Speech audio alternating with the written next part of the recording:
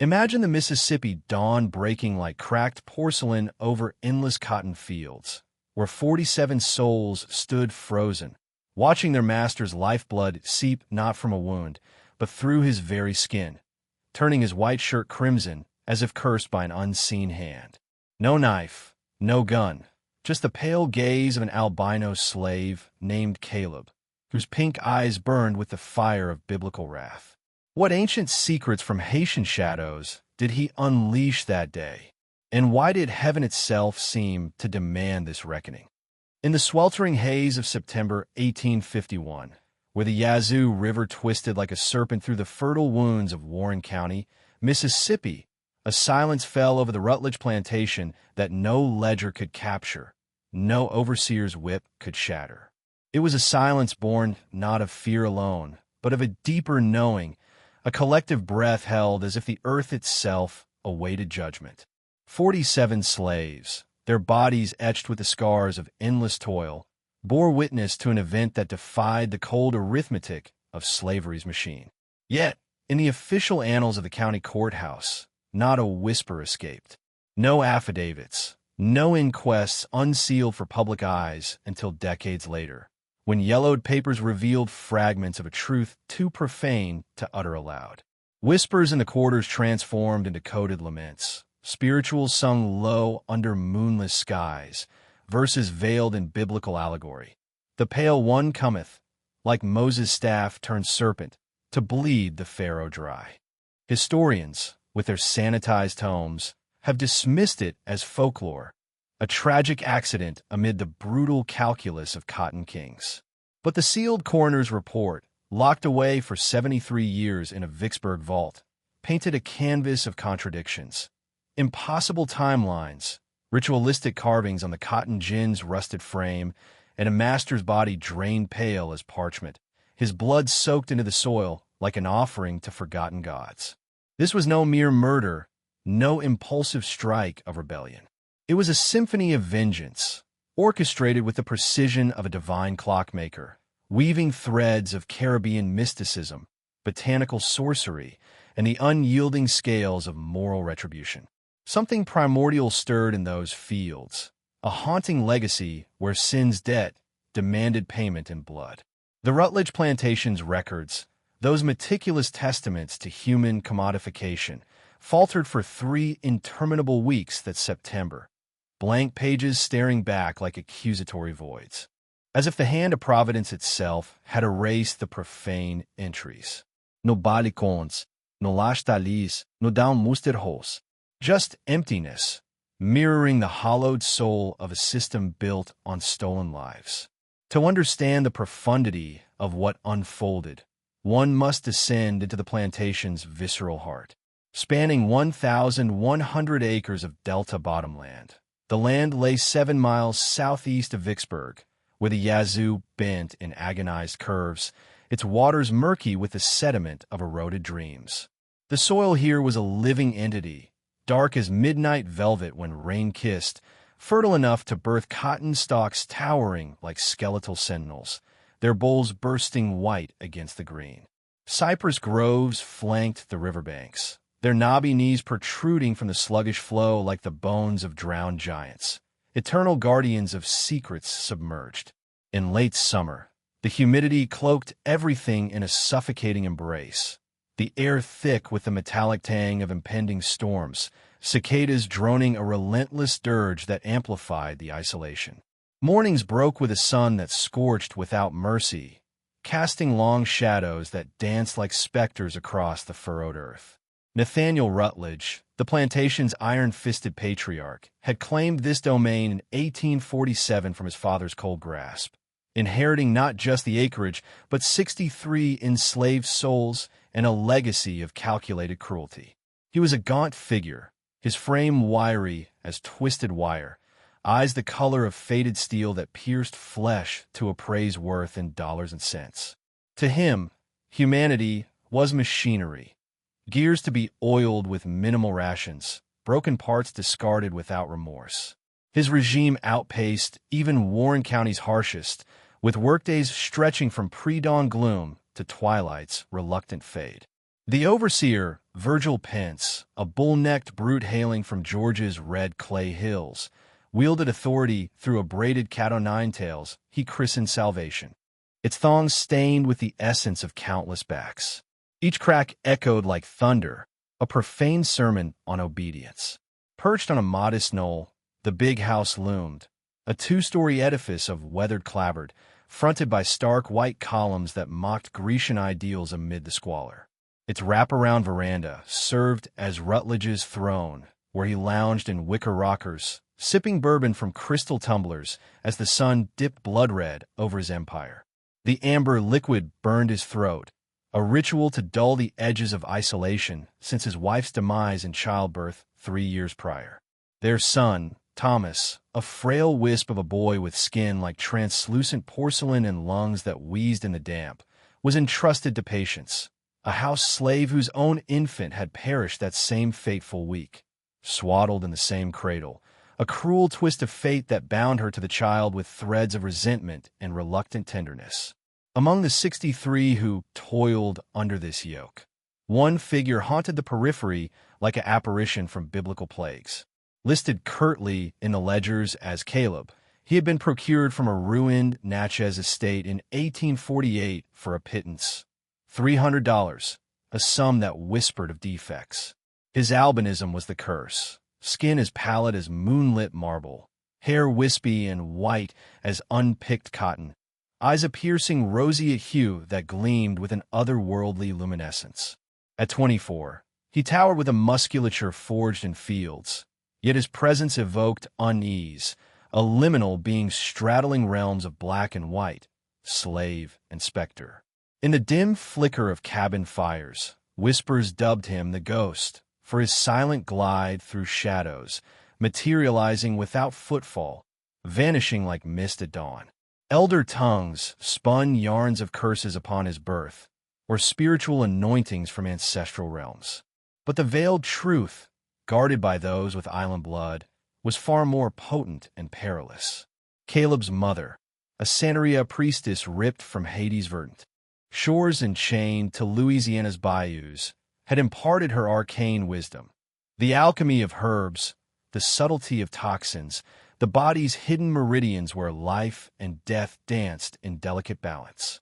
Poisons weren't blunt instruments, but symphonies, notes played over moons to mimic nature's decay, evading the white man's stethoscopes and leeches. Caleb absorbed it all in silence, his voice a rare rumble, reserved for necessities. He labored with unyielding fervor, pink gaze fixed on horizons unseen, a stoic monument amid the bent backs. The others skirted him, not for malice but intuition, a recognition of the abyss within, a patience vast as the Mississippi, currents of thoughts swirling beneath placid waters, plodding eddies of retribution. That summer of 1851 clawed at the spirit like thorns and flesh. Heat descended as a biblical scourge, humidity a shroud that trapped sweat against skin, turning cloth to second hides. By August's peak, exhaustion claimed its toll. 3 collapsed in the rows, parched tongues swollen, visions blurring under the relentless orb. Marcus, an elder with gnarled hands that had picked a lifetime's harvest, succumbed face first into the bowls, his sack half full, fingers clenched in eternal protest.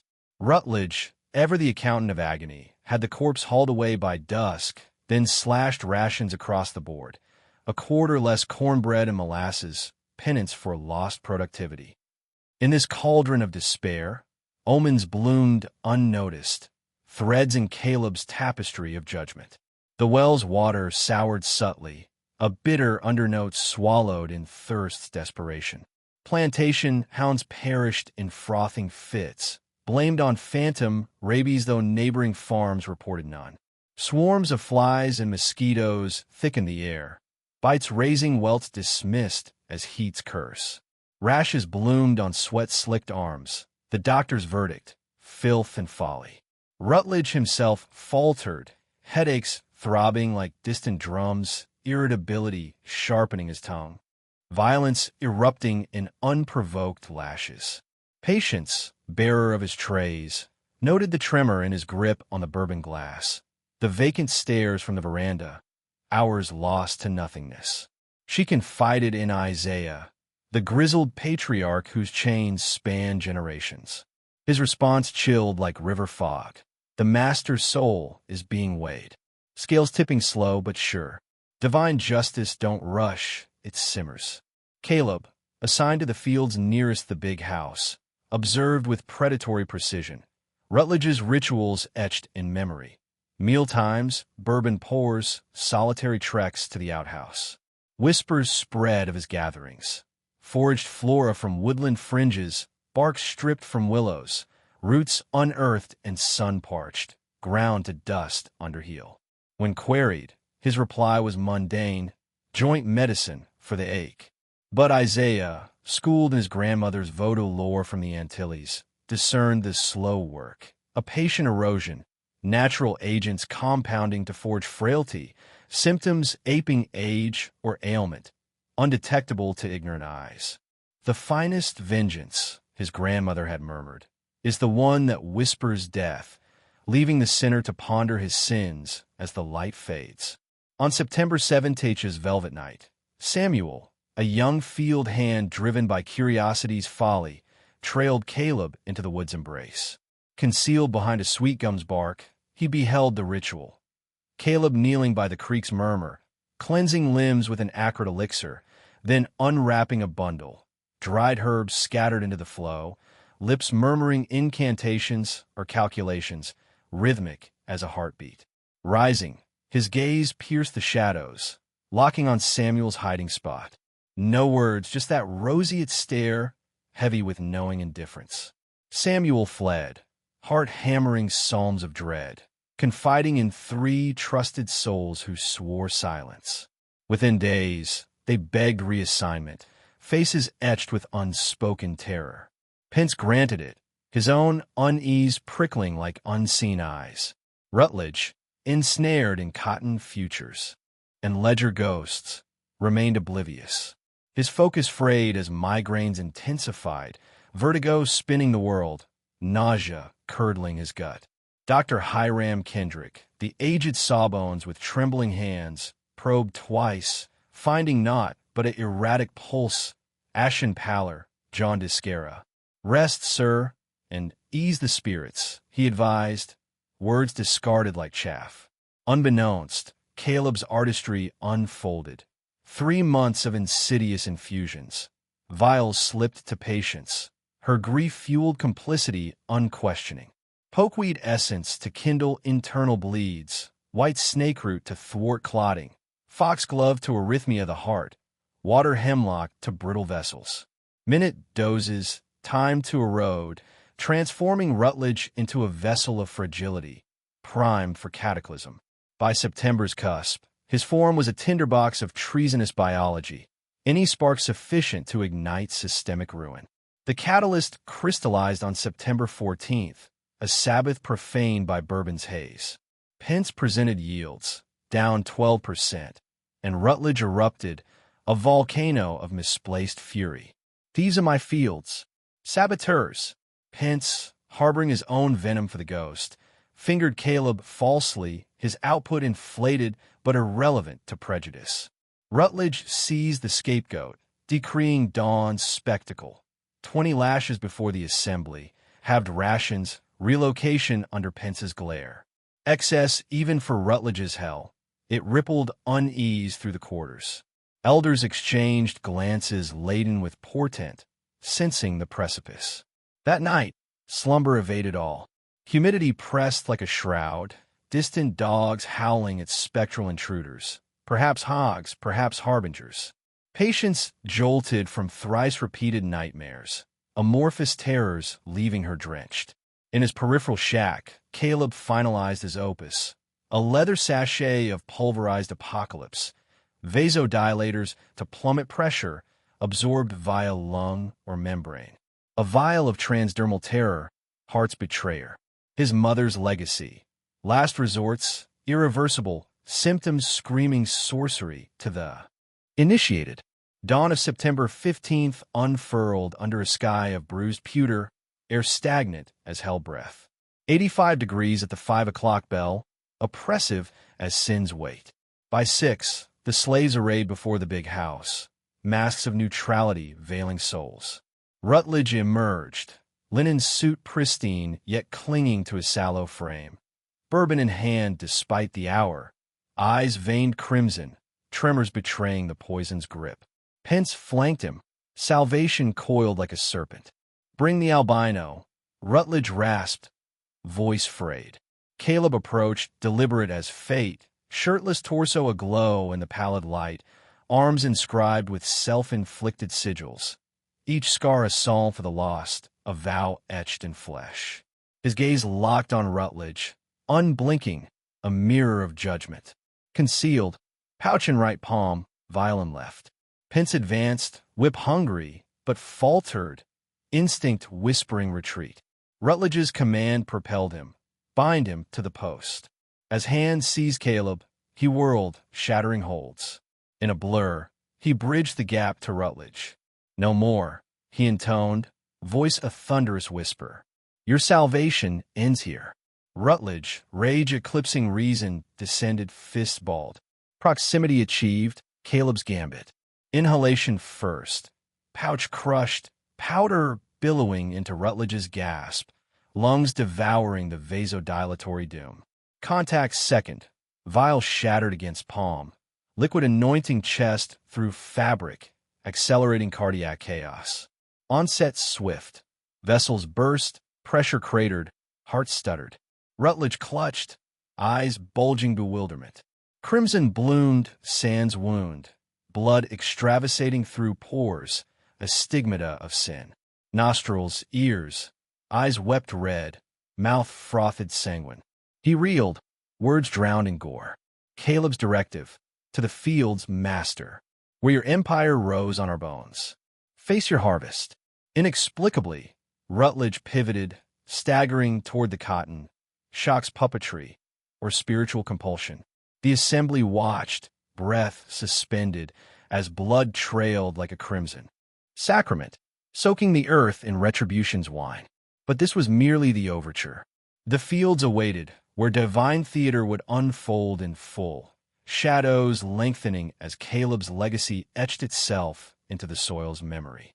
The air thickened with the scent of iron and earth, a biblical flood in miniature, washing away the stains of iniquity. Whispers among the witnesses stirred. Was this Moses striking the rock, or Cain's mark reversed? The pale avenger had invoked a justice older than chains, a redemption forged in poison's prayer. As Rutledge lurched deeper into the rows, his steps faltered, knees buckling amid the bowls. Blood pooled in his footprints, dark against the loam, seeping downward as if drawn by infernal roots. The sun climbed, indifferent, casting his shadow long and distorted, a grotesque parody of the overseer's whip. Pence, frozen on the porch, whip limp in hand, muttered prayers half-remembered from childhood revivals, his bravado evaporated like morning dew. The slaves, in their enforced stillness, felt a shift, a crack in a monolith of oppression, a whisper of possibility that chilled and exhilarated in equal measure. Caleb stood unmoving, his form a pillar of salt in this modern Sodom, eyes tracking Rutledge's agony with the detachment of an angel of death. No triumph marred his features, only the solemnity of one fulfilling a covenant. His scars seemed to pulse in the light, each a verse in a personal scripture of loss.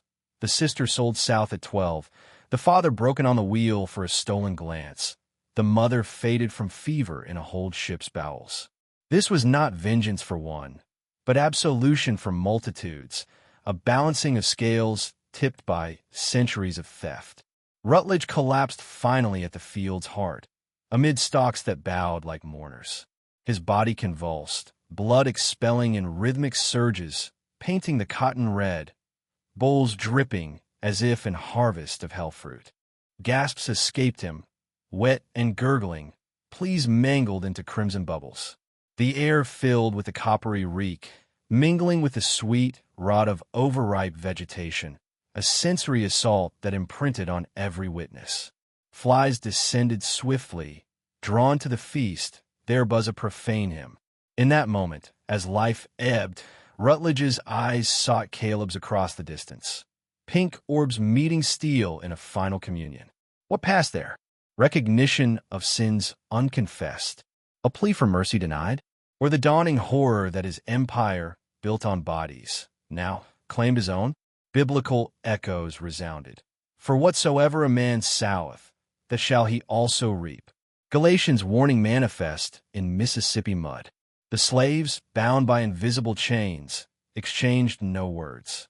Yet a pact formed in that silence, a vow to bury the truth, to let folklore shroud the facts.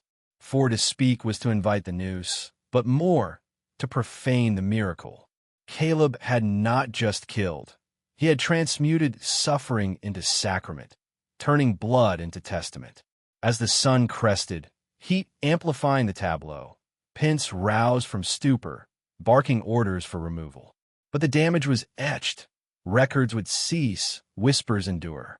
Caleb vanished that eve, melting into woods like his moniker suggested, leaving only carvings on the gin, symbols of Santeria, wards against evil, or perhaps invocations for the enslaved's guardianship.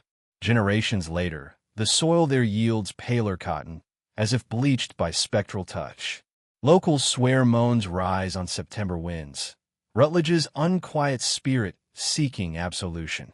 But in spirituals passed down, Caleb lives as Redeemer, a ghostly arbiter, reminding that divine justice, though slow, is inexorable. This tale challenges history's veneer, peeling back to reveal the raw nerves of morality. In Rutledge's Fall, we glimpse the fragility of tyrants, the potency of the oppressed hidden knowledge. It beckons reflection. What poisons simmer in our own societies, awaiting the right trigger? What legacies of sin demand reckoning? The Albino Avenger's story endures, a chilling parable of redemption through retribution, etched in blood on eternity's ledger. In the stifling grip of that Mississippi morning, where the sun ascended like a judgmental eye over the Rutledge plantation, Nathaniel Rutledge's descent into the cotton fields unfolded as a macabre procession, each faltering step a verse in a psalm of retribution. His movements were rigid, puppet-like, as if invisible strings pulled by fate, or something darker, guided him deeper into the labyrinth of stalks. Blood cascaded relentlessly, from the phantom wound at his chest, bubbling up through fabric like a spring of crimson judgment. From his gaping mouth, staining teeth and lips in thick rivulets that dripped to the parched earth. From nostrils and ears, tracing paths down his neck like accusatory fingers. His pristine linen suit, symbol of his unassailable authority, transformed into a sodden rag of red, clinging to his frame like the weight of accumulated sins. Behind him, a trail of droplets marked his pilgrimage, each splash soaking into the soil he had bled his slaves dry to tame, the ground absorbing it greedily, as if reclaiming what was owed in a biblical tithe of life force. Virgil Pence, the overseer whose whip had enforced hell's order, stood rooted like a statue of salt, his mouth agape in soundless horror, the coil's salvation, limp in his grasp. Sweat beaded on his brow, mingling with the acrid scent of fear that hung in the air. The 47 slaves, arrayed in silent vigil, watched with eyes wide as ancient oracles. Hatred for Rutledge had been their silent fuel, a fire banked low through years of lashes and losses. But this spectacle transcended mortal vengeance. It was a calculated exorcism, a ritual of reversal where the oppressed wielded the unseen scalpel of knowledge, turning the tyrant's flesh against its own corrupt spirit. Caleb had not struck with fist or blade. He had orchestrated a symphony of decay, months in the brewing, harnessing forbidden lore to make Rutledge's body betray him, a living parable of how sin devours from within. As Proverbs warned, the wicked shall be filled with mischief. Rutledge vanished into the cotton's embrace, the tall plants, shoulder-high and whispering like conspirators, swallowing him whole. Yet his passage echoed, stalks swaying in erratic rhythms, wet gurgles carrying on the stagnant breeze like suppressed confessions, and suddenly, An eruption of crows from the field's heart, their black wings slicing the sky in frantic exodus, calling prophecies to the heavens. The air thickened with the metallic tang of blood, mingled with the earthy sweetness of bowls bursting open, a sensory assault that imprinted dread on every soul present. Caleb remained an immovable sentinel, his pale form luminous in the rising light, hands dangling at his sides, smeared with the vial's residue and splatters of Rutledge's essence, red on white, a stark emblem of transference. His breath came steady, a metronome of composure, face an impassive mask forged in 3 years of silent observation. From the auction block in Natchez, he had sized Rutledge. The casual brutality in his gaze, the dismissive wave that condemned lives, the unyielding belief in ownership as divine right. This was no impulse. It was predestined, a slow-burning fuse lit by ancestral wisdom, echoing the Haitian revolts where poison had felled colonial overlords under cover of night. 10 minutes dragged into 15. The sun cresting the horizon to paint the sky in reluctant azure, heat intensifying like the wrath of an Old Testament deity. No one stirred. Words were forbidden fruit in this suspended limbo. They awaited Rutledge's improbable return, Caleb's next decree, or the world's axis to realign and dispel the surreal. It was a collective vigil, hearts pounding in unison, the plantation's pulse held in thrall. Finally, the rustles stilled, the guttural sounds faded to nothingness, a profound hush descending like the calm after Elijah's whirlwind. The world exhaled, but the slaves inhaled revelation. Caleb pivoted slowly, his roseate eyes sweeping the assembly like a lantern in purgatory, lingering on each face, etched with scars, lined with endurance, alight with nascent awe.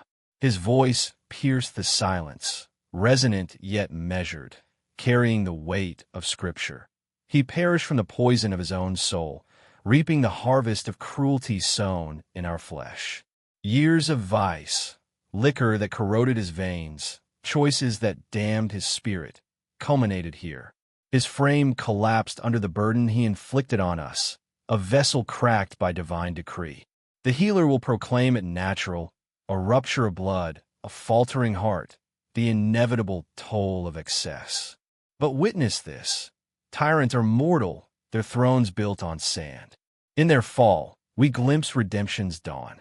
It was a sermon etched in ether, invoking Job's trials and Pharaoh's plagues, a declaration that monsters were but men, and men could be unmade by the hand of justice veiled as fate. With that, Caleb retreated to the quarters, gathering meager relics. A frayed blanket infused with the scent of sweat-soaked nights, a dented cup that had quenched thirst born of toil, a threadbare shirt mended by calloused hands.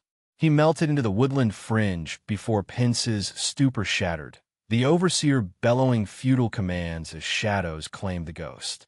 Searches ensued, hounds baying through underbrush, lanterns flickering like lost souls. But Caleb evaded, a specter dissolving into myth. The river's edge bore his final trace, footprints vanishing into the Yazoo's murky depths, currents whispering secrets of escape northward toward whispered freedoms. Chaos erupted in restraint, terror's leash holding the plantation taut. Pence, limbs thawing from paralysis, yearned to plunge into the fields, but primal instinct, a whisper from the amygdala, sensing the profane, anchored him. Minutes stretched eternal until he mustered 3 stalwart slaves. Veterans of the Rose, unbroken by years of subjugation, now coerced at pistol's point. They traced the crimson breadcrumb trail, droplets oxidizing to rust in the sun's glare, a path winding through the cotton maze. Stalks towered 7 feet, leaves caressing skin with ghostly susurrus, flies converging in buzzing swarms, heralds of decay. The air grew heavy, laced with iron and rot, sunlight filtering in dappled patterns that danced like elusive spirits. At the field's core, a peculiar clearing awaited, a 10-foot circle where cotton ringed emptiness like a ritual arena, perhaps a remnant of some forgotten planting quirk, now sanctified by death. Rutledge lay supine, arms outstretched in cruciform surrender, legs rigid as felled timber. His suit, once emblem of purity, was a gore-soaked testament, blood pooling beneath in a halo that seeped into the loam, staining it indelibly for seasons to come. Two slaves recoiled, fleeing the sight, leaving Pence and Isaiah, the elder sage whose wisdom spanned 6 decades of sorrow, transfixed in revulsion. Rutledge's visage was a horror, skin blanched to ghostly translucence, veins visible like faded maps, eyes vacant, clouded, orbs staring into abyss, mouth agape, tongue pallid as ash. Pinprick petechiae dotted every inch, capillary betrayals blooming red, dried streams from orifices framed as features in macabre artistry. Yet, amid the agony implied, the internal cataclysm of vessels bursting like overripe fruit, his expression bespoke eerie serenity, a slack-jawed peace as if, in oxygen-starved euphoria, he had welcomed oblivion, finding mercy in the void beyond his sins. It chilled like a whisper from Sheol, suggesting release from a terror greater than death itself. Isaiah, witness to countless passings, fevers and fetid holds, lashes claiming spirits, births turned burials, uttered one damning syllable, poison. Pence demanded elaboration, and Isaiah's head shook with grave knowing. Not swift venom, but a creeping curse. Months of meticulous malice. The ghost wove this web, unseen by all. Dr. Hiram Kendrick's afternoon scrutiny corroborated, though veiled in secrecy. The aged physician, schooled in antebellum ailments, discerned the insidious blueprint. Liver swollen with toxic scars, kidneys aflame, vessels frayed by chronic assault. The hemorrhage was no whim of nature, but the crescendo of erosion, primed for apocalypse. Traces lingered, pulmonary powder defying identification, dermal burns from caustic elixir. Rutledge had exsanguinated nearly 5 quarts, internals flooding in a symphony of ruptures, a phenomenon unprecedented in Kendrick's 40 years. Murder most erudite, he scrawled in hidden notes, perpetrated with anatomical mastery, herbal arcana surpassing my lore. A symphony of sabotage, dismantling the corpus over moons, culminating in irreversible ruin. Yet, societal shadows loomed, to expose a slave sophistication would shatter illusions of inferiority, unveil hidden resistances, question natural demises as veiled executions. Thus, the public ledger lied. Hemorrhagic fever, exacerbated by intemperance and hereditary frailty. No whispers of toxins, no echoes of sorcery, truth entombed for comfort's sake. Sheriff Silas Hardwick arrived at 4, a stoic enforcer with 3-decade scars, dissecting the scene with methodical precision. Pence's testimony faltered, riddled with inconsistencies. House slaves' accounts clashed like fractured mirrors. Some alleged assault, others provocation. Powders thrown or touches bestowed. No consensus on the pivotal blur. Caleb's shack yielded naught. Essentials abandoned. No incriminating relics. Vials, herbs, tools, erased or ethereal. Hounds traced to the Yazoo's bank. Footprints dissolving into depths. Banks scoured, river dredged for days. Fruitless. Hardwick mused. Drowned or defiant. Traversing to liberty's call. Whispers among searchers favored the latter, Caleb's cunning outpacing pursuit. The September 20th inquest crammed Vicksburg's courthouse with gawkers, 8 hours of discordant narratives. Pence's vagueness, Kendrick's sanitized verdict, slaves' testimonies diminished by law's bias, culminating in natural hemorrhage. A bounty bloomed, 500 for the fugitive, not murderer. Broadsides broadcast the albino's peril, but witnesses guarded verity. In quarters gloom, tales unfurled. Haitian heirlooms, African alchemies, self-taught sagacity. Patience confessed, 3 days prior, a vial proffered as balm. For his rages, he said, I dosed the decanter, repeating thrice. In 3 days, freedom from his yoke. I envision sail or senescence, not this. Yet regret eludes us. His end was equity.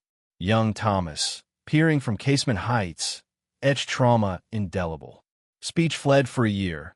Nightmares rousing screams of bleeding ghost. Physicians found no somatic flaw, but his psyche retreated to shadowed realms. A life of 43 years in kin's care. Unwed, idle, murmuring at voids, pointing at phantoms. The plantation auctioned 6 months hence, slaves scattered like chaff to silence whispers. New stewards faltered, overseers fled, citing unrest, but fearing spectral reprisal. The death circle plowed, yet soil rebelled. Crops withered yellow, experts baffled, blood's infusion perhaps alchemizing infertility. By 1854, abandonment reigned, wilderness reclaiming what cruelty had carved. The saga might have dissolved into folklore, but emancipation unearthed truths. In 1874, Isaiah Carmichael, freed carpenter, family patriarch, gasped revelations on Memphis' deathbed. Chaplain Marcus Sullivan chronicled 17 pages of suppressed saga. Not commencing at dawn's clash, but June's solstice eve, Caleb enlisting Isaiah with ration bribes. Midnight woods. Ritualistic reveal of Flora's fury. Pokeweed for insidious bleeds, snakeroot for clotting's curse, foxglove for rhythmic ruin, hemlock for vascular vulnerability. Old names from Isles and Africa. Isaiah wheezed. Caleb's. Maternal legacy. Safeguards for the marked albino. Knowledge as equalizer. 3 months alchemy. Drying, grinding, testing on vermin, tasteless elixirs. Patience swayed with promises of tempered tyranny. Patience is the blade. Caleb imparted. Swift kills scream foul. Slow sapping masks as malady. Final agents. Inhalant vasodilator, dermal arrhythmia, sparking spectacle in compromised clay. Justice's alchemy, Isaiah concluded, breath fading. For the voiceless, biology bends to equity. Thus, Caleb's legacy lingers, a spiritually chilling testament to redemption's poison, where divine retribution flows through human veins, cursing the ground with echoes of unbalanced scales. In Mississippi's haunted deltas, winds carry warnings. Sins seep deep, and the pale reckoning awaits those who sow in blood. In the shadowed annals of post-emancipation revelations, where the ghosts of antebellum atrocities clawed their way into the light, Isaiah Carmichael's deathbed confessions, in 1874 unraveled threads of a tapestry woven with poison and patience. His final breaths, labored against pneumonia's grip in a Memphis freedmen's hospital, carried the weight of suppressed truths. It was mathematics, he rasped to Reverend Marcus Sullivan, the chaplain whose notebooks captured 17 pages of haunting detail. Balancing an equation where stolen lives demanded repayment in kind. One man's freedom erased, another's existence exacted as toll. Isaiah's words evoked biblical ledgers, the scales of Ma'at tilted by mortal hands, a divine arithmetic where sin's debt accrued interest in blood. 3 hours later, his spirit departed, leaving Sullivan to seal the testimony until 1900, reasoning in a companion letter that raw racial wounds might ignite backlash. Time must temper emotion, he penned, lest white fears of black intellect scorch the fragile peace. Better to let generations soften the edges, allowing history to judge without the haze of hysteria. Yet, Isaiah's account was but the first fissure in a dam of deliberate silences. In 1881, historian Margaret Chambers, delving into Natchez courthouse archives for a treatise on the Antebellum South, unearthed a yellowed receipt from 1848, the bargain sale of Caleb to Nathaniel Rutledge for a mere $300. The notation chilled like a whisper from the grave. Albino male, 21, robust build, unfit for domestic duties due to unnerving visage. Caution, prior master perished suspiciously. Advise relocation beyond Louisiana. Mother reputed healer from Saint-Domingue. Exhibits herbal expertise. Buyer bears all peril. The air in the dim archive seemed to thicken, dust motes dancing in slanted light like spectral witnesses. Chambers, her fingers tracing the faded ink, sensed a deeper malediction. Pursuing leads, she uncovered the fate of Jacques Bogard, Caleb's previous owner, felled in March 1848 by spontaneous exsanguination from orifices and organs, his death certificate a terse epitaph. 3 slaves auctioned post-haste, Caleb among them, their records a labyrinth of lies. Birthplaces shifting from Haiti to New Orleans to Mobile, identities muddled as if to cloak a curse. Chambers' quest revealed a pattern etched in crimson across the South. Masters and overseers meeting ends that defied nature's mercy. A Louisiana tobacco barn, 1845, proprietor drained pallid, internals hemorrhaged as if by invisible leeches. An Alabama field, 1846, overseer marble white, bloodless amid the rows. A Georgia gin, 1847, owner collapsing midlash, crimson weeping from eyes and ears like tears of the damned. In each tableau, an albino presence loomed, vanishing or vended soon after, authorities attributing demises to fevers or flukes. No one dared acknowledge the intellect behind the impossibilities, a slave wielding pharmacology as a scythe, subverting the hierarchy with silent sophistication. Chambers' notes, sealed until 1950 after her 1903 passing, confessed her conviction.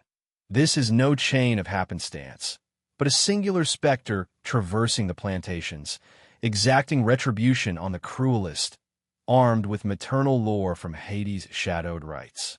The implications haunted her, enslaved minds not infantile, but reservoirs of agency, memory's guardians passing forbidden flames across chains. They recall every lash, she journaled, forged justice in shadows where law blinds itself. Caleb embodies the terror, intellect unbound, sin's avenger cloaked in pallor. Whispers of Caleb's post-escape odyssey surface sporadically, fragments pieced by historians like breadcrumbs through wilderness. In 1856, Ohio River steamboat log noted an albino passenger, gold-paid and scar-adorned. Hands etched with deliberate designs, perhaps tallies of the fallen or wards against evil. Courteous beyond measure, the captain scrawled, yet his gaze catalogued all, as if etching the world into eternal memory. A man burdened by deeds that would shatter lesser souls. The humid river mist seemed to carry echoes of psalms. Caleb's journey northward a pilgrimage toward Canaan, evading hounds and hunters with the cunning of a fox in Scripture. Amid the Civil War's thunder, 1863, at Gettysburg's blood-soaked fields, Union Surgeon Dr. Henry Walsh chronicled a pale volunteer, scars mirroring surgical precision, aiding amputations with uncanny skill. He stanched bleeds with methods arcane, Walsh noted, cool scratching by lantern's flicker. Queried on origins, he invoked his healer's mother, knowledge, the unchainable legacy. He fought not for flags, but to shatter slavery's edifice, viewing the war as cosmic reckoning. Debts of generations settled in gore and flame. Caleb's words resonated with apocalyptic fervor. I've balanced personal ledgers. This inferno clears the national slate.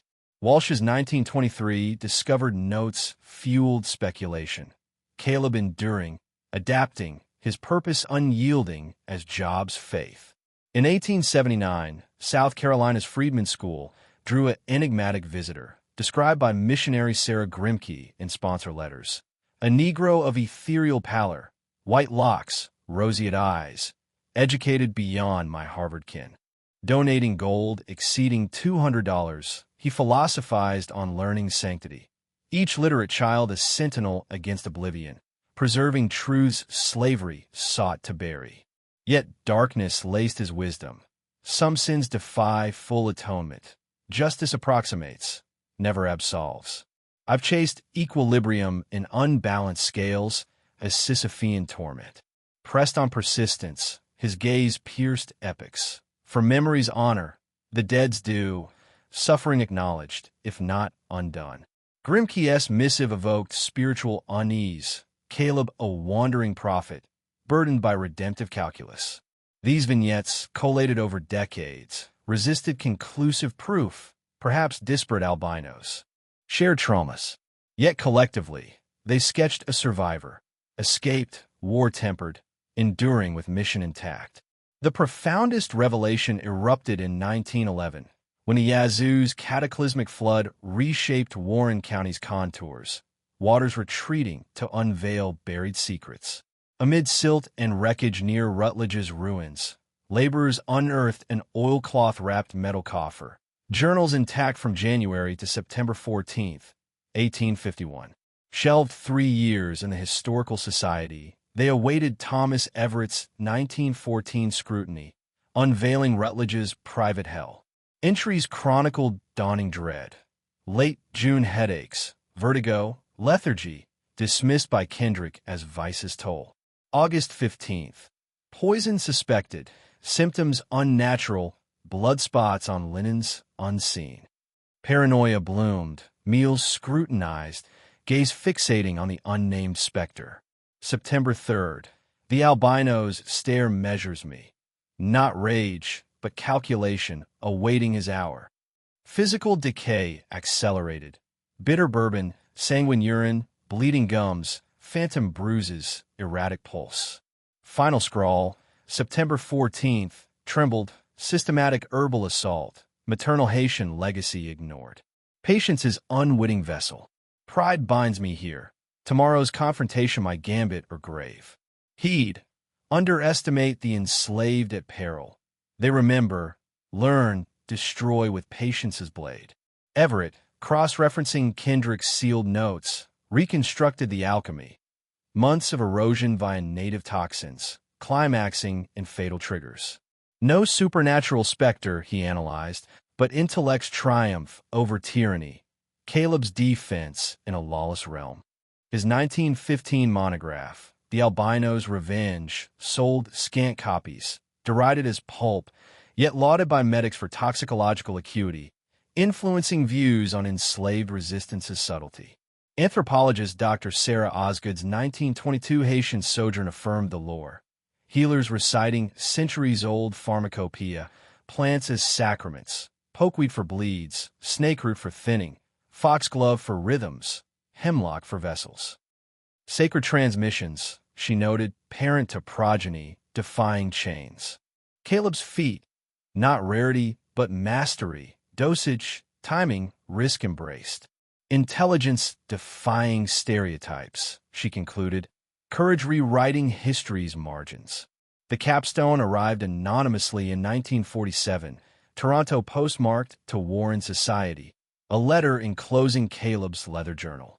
Preserved by my Underground Railroad grandfather, it explained, gifted pre-1895 demise. Time ripens truth. Pages, in educated script, chronicled not birth name, but odyssey. Maternal teachings amid Haiti's upheavals, transported to Louisiana's horrors. She armed me with botany's blade, he wrote, for survival's sacrament. Entries tallied balanced equations. Masters felled when cruelty crested, escapes northward, war's crucible. Postbellum. Aiding schools, pondering justice's asymptote. Final reflections. Sin's ledger never closes, I approximate equilibrium, honoring the chained. In death, may my story illuminate shadows, redeeming the unredeemable. Caleb's narrative, spiritually resonant, evoked redemption's thorns, guilt's echo in vengeance, divine justice through human frailty. His legacy, a chilling testament to agency's endurance, sin's haunting pursuit across generations. In Mississippi's mist-shrouded deltas, winds still murmur warnings, debts accrue, and the pale balancer awaits. This saga, unearthed from mud and memory, compels reflection. What equations linger unbalanced in our era's ledgers? What poisons simmer in society's veins, awaiting the patient hand of reckoning? Across the vast expanse of nearly 50 years, Caleb's leather-bound journal, delivered anonymously to the Warren County Historical Society in 1947, unfurled like a confession in a shadowed cathedral, its pages crisp despite time's erosion, ink faded yet resolute. The handwriting was meticulous, almost architectural, precise strokes betraying a mind that measured every word as carefully as he once measured dosages of death. Not a daily chronicle, but reflective meditations anchored to places and pivotal moments. Haiti's verdant hills, Louisiana's fetid bayous, Mississippi's blood-soaked deltas, Canada's quiet northern woods. The entries spanned from roughly 1845 to 1893, a lifetime distilled into sparse, searing prose that evoked the lamentations of Ecclesiastes. Vanity upon vanity, survival without savor. The earliest recollections painted a childhood steeped in paradox. Born in Haiti to a mother of mingled African and European blood, free until political tempests enslaved her. She was a mambo in secret, a healer whose hands coaxed life from roots and bark, yet whose eyes held the steel of survival. In hidden clearings lit by moon's pale glow, she taught him to decipher the Bible's forbidden script, tracing letters in damp earth. She mapped the body's sacred geography, veins as rivers, heart as drum of spirit, revealing how harmony could be restored or shattered. But her deepest lesson was prophetic, chilling in its foresight. Knowledge is power, my pale son, but for you, marked as neither black nor white, feared by both, it must be shadowed power, wielded like a stiletto in the dark. She foresaw his isolation. You will wander between worlds, accepted by none. Make your strangeness armor. Cultivate patience deeper than oceans, foresight sharper than machetes. Accept loneliness as your constant shadow, for it is the toll of enduring. Her death at 17 seared him eternally. An overseer's lust met with her swift poison, self-defense transmuted into execution. Sold swiftly to erase the stain, Caleb embarked on a Via Dolorosa through slave markets. Haiti to Louisiana's cane hells, Alabama's tobacco infernos, Georgia's gin torments, culminating in Rutledge's Mississippi dominion. Each transfer etched escalation, quietude mistaken for frailty, submission inviting savagery. I craved obscurity, he confessed circa 1849, quills scratching in dim lantern light. Labor without notice, perhaps manumission earned drop by drop. But silence breeds contempt. Meekness invites escalation. I learned fear's subtlety, the unease that stays a hand, the whisper that something lurks unseen. I became that whisper, present yet invisible, watchful yet undetected, architect of incremental ruin. The journal corroborated every veiled suspicion. Rutledge's demise a masterpiece of premeditation. Months of insidious infusions via patience, swayed by vows of tempered tyranny, eroding vessels like termites in timber. The dawn confrontation orchestrated, provocations timed to ignite Rutledge's pride, body primed for collapse. His ilk cannot abide enigma, Caleb reflected. They lash at what defies control. I guided his rage to climax when fragility peaked, ensuring witnesses beheld the scales tip. Not for glory, but testament. Resistance endures, even in chains' deepest forge. Escape unfolded as nocturnal odyssey. Swamps swallowing footsteps, forests cloaking flight, underground railroad saints ferrying him to Canada's sanctuary by late 1851. There anonymity cloaked pursuit of enlightenment. Odd labors funding voracious reading. Tomes on anatomy, chemistry, biology transforming folk intuition into scientific command. I sought absolution in understanding, he penned. Was Rutledge's in sorcery, as quarters whispered, or mere mechanics of nature? Science unveiled the latter. Absorption rates, metabolic cascades, timed synergies. No spirits stirred, only compounds obeyed laws. Yet revelation brought no peace, only deeper dread. Killing evolved from desperation's spasm to intellect's equation, solvable with precision. I feared the mirror, a man for whom death was calculus. The 1860s entries wrestled with war's irony, enlisting under alias, battlefield ministrations saving Union lives with skills honed from masters' undoing. Wounds twice claimed him, recoveries defying prognosis, mustering out in 1865 with pension and hollow honor. I stanched hemorrhages born of cannon, he mused, while haunted by those I induced. Contradictions crucible, tools of vengeance, now healing liberty's vanguard. Later decades evoked monastic solitude in rural Ontario. Herbalist by whisper, consultant to the desperate, reputation blooming among marginalized like underground springs. Unwed, friendships fleeting, nights consumed by volumes and introspection. A penultimate reflection, circa 1893, aged 60-odd. Survival outpaced most, enslaved or free, certainly my fallen masters. Yet existence hollowed. I ghosted myself before the name adhered. Vulnerability excised for endurance, softness purged for sharpness. When chains shattered nationally, my instrument obsolesced, yet I knew no return to humanity. Joy atrophied, trust calcified, hope reduced to breath's persistence. Resistance's tariff, my soul's forfeiture, fair exchange, or soul bargain in hell's market. The coda chilled with elegiac profundity. Decay claims me now, slow, inexorable, body betraying after decades' siege. No remorse for deeds, nor triumph. Tyrants fell deserved oblivion, yet their void neither toppled bondage nor mended fractures. I endured where millions perished. Survival's ledger debits profoundly. Oppression spawns dual monstrosities. Rutledge, licensed by ownership's delusion. Myself, forged in necessity's fire. Striker's sand sentiment.